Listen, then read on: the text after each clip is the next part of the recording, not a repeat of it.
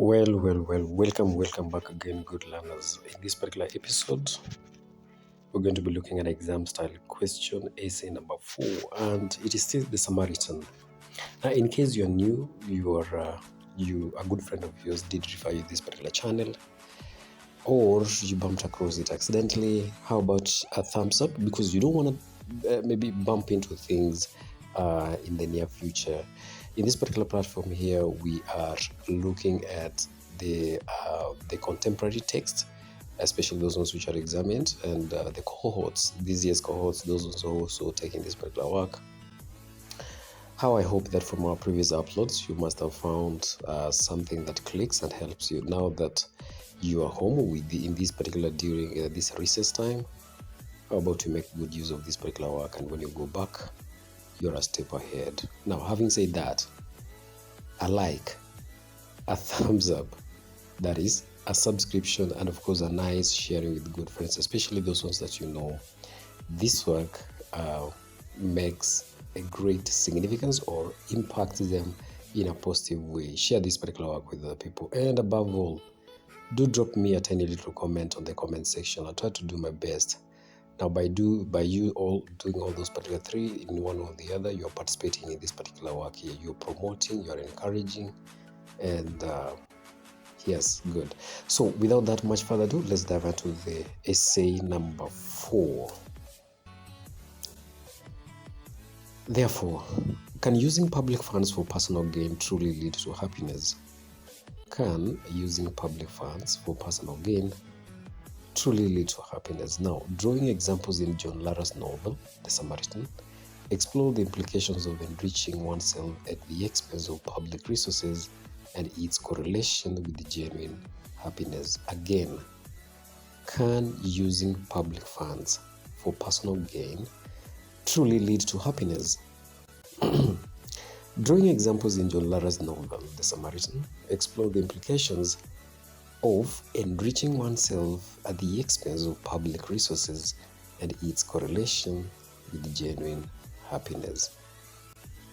Now, working on the premise that good students, you've read this particular text, what you're going to do is that whatever that I'm going to share, anything and everything that we're going to deliberate on, should be able to make sense to you. That means that you read, and therefore it will be relevant. Otherwise, if you didn't read, I don't think that any of what you're sharing here will be of essence. So therefore, our NAT graph or our introductory lines up there.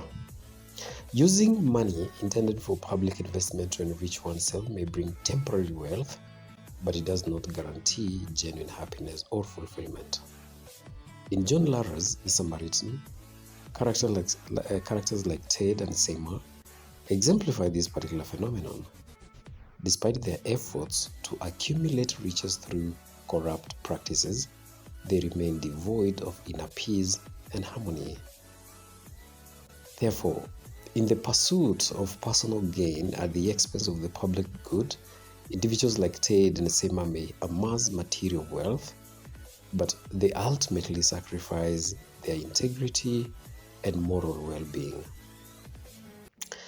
So their actions contribute to a sense of discord and resentment within the community, leading to a lack of trust and unity. So in The Samaritan, characters who exploit public funds for their own benefit ultimately find themselves embroiled in corruption, scandal, and moral decay. Meamosi Oyatunya, for instance, attempts to misuse public funds to silence opposition and protect his interests. However, his actions only serve to deepen the mistrust and resentment of the community, leading to his eventual downfall and loss of public support. Jaden, on the other hand, the principal judge in Maracas municipality, utilizes public funds for personal enrichment, yet this pursuit fails to bring him true happiness. Despite his position of power and his involvement in corrupt practices, including the grain scandal with his mistress Evie, Jaden finds himself plagued by physical ailment and moral dilemmas. His actions, motivated by greed and influenced by societal norms, ultimately lead to his downfall. Jayden's unethical behavior extends to his courtroom, where he accepts bribes from litigants in exchange for favorable rulings.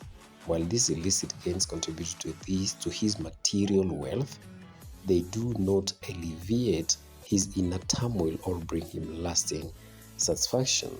Instead, Jayden suffers from stomach ulcers and hallucinations, symbolizing the internal conflict and moral decay resulting from his actions. Good students. Furthermore, Jayden's involvement in corrupt schemes such as manipulating contracts for personal gain leads to legal repercussions.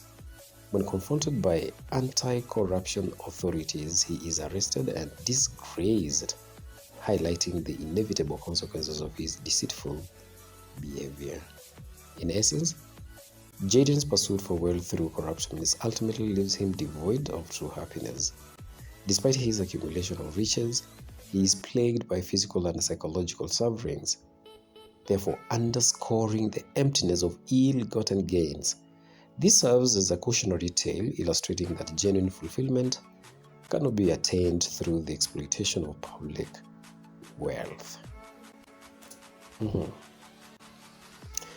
Bembe. Bembe, of course, is another character in The Samaritan, also seeks to enrich himself using public funds, yet finds himself devoid of satisfaction or fulfillment. Despite his attempts to conceal his illicit activities such as the ownership of Madingo Golf Club, the truth comes to light, causing him immense distress. His financial woes are compounded by legal trouble stemming from truth comes to light, causing him immense distress. His financial, I've repeated that one, but there is no problem. Woes are compounded by legal trouble stemming from accusations of corruption, human rights violation, and drug trafficking, so leading to physical ailments and deteriorating health. As Bembe's misdeeds are exposed, he faces the prospect of losing everything that he has acquired through unethical means. His hotel and home, constructed on public land, face legal challenges, further exacerbating his predicament. Despite his impending retirement and the accumulation of wealth through bribe and extortion, Bembe finds himself consumed by fear and despair, contemplating desperate measures to evade justice. In the end, Bembe's ill-gotten gains offer him no solace or contentment. Instead, they lead to his eventual arrest and downfall at the hands of anti-corruption authorities. His story serves as a cautionary tale highlighting the inevitable consequences of exploiting public resources for personal gain and the emptiness of wealth acquired through deceit and corruption. Therefore, stealing public wealth ultimately results in misery rather than true happiness. I hope you are holding up to that particular very end, good students.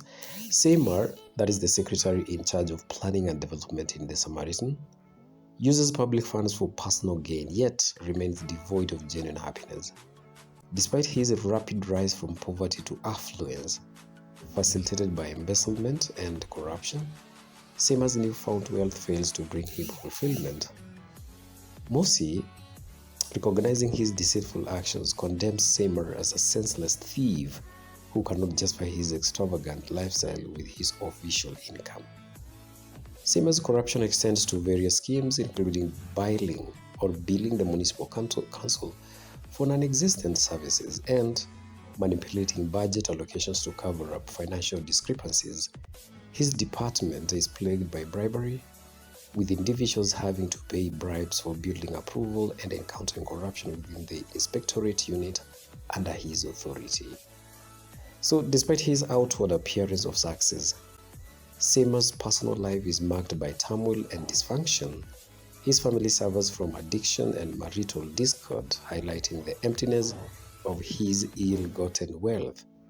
In the end, Samar's criminal activities catch up with him, leading to his arrest by anti-corruption authorities. This narrative serves as a poignant reminder that wealth obtained through dishonest means cannot bring through happiness. Happiness. Same as the story illustrates the moral and personal consequences of corruption, emphasizing that genuine fulfillment cannot be attained through deceit and exploitation of public resources. Ted King, we didn't forget him. The Secretary of the Department of Health and Environment in The Samaritan acquires wealth through illicit means, yet finds himself devoid of genuine happiness.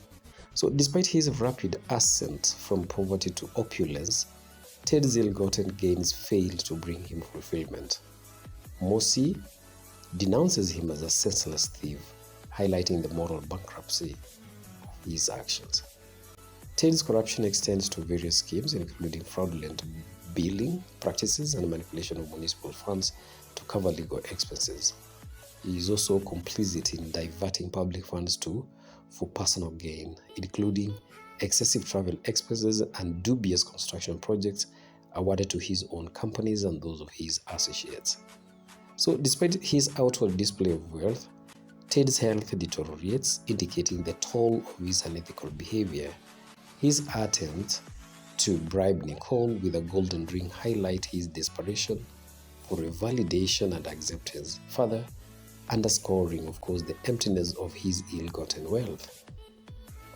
Now, ultimately, Ted's criminal activities catch up with him, leading to his arrest by anti-corruption authorities.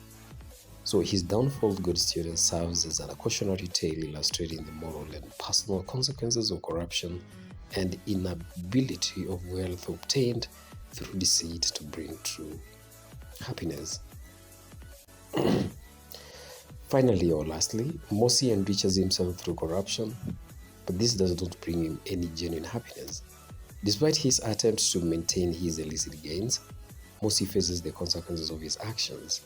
When confronted with the reality of his corruption, Mossy experiences fear and desperation, realizing the extent of his misdeeds. Mossy's refusal to launch the app and his efforts to suppress information about municipal corruption reflect his awareness of his own culpability. Mossy's actions ultimately lead to his downfall as he is forced to confront the truth of his wrongdoing. His attempts to bribe Nicole and seek her understanding highlights his desperation to protect his wealth and, of course, power. However, Mossy's efforts to evade accountability ultimately fail as he is humiliated and arrested for his crimes.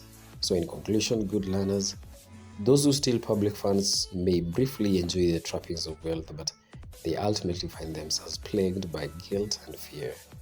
True happiness cannot be found through ill-gotten gains, as they only serve to bring turmoil and, of course, insecurity. If you've held up to that very far end, good students, you're unique, you're a legend. All the best. But again, I just want to echo by this particular refrain, in case you came across this particular work by accident, you're a first timer, and you find that this work has been, of use, of value, or it has made you click some things here and there as far as this particular play is concerned. How about a thumbs up, a subscription? Do drop me a tiny little comment in the comment section of what exactly you think, what should be done, what needs to be addressed, and of course sharing it with good friends, especially those ones that this work will be of value. Above all, it's an adios for now till the next update or upload. Cheers for now.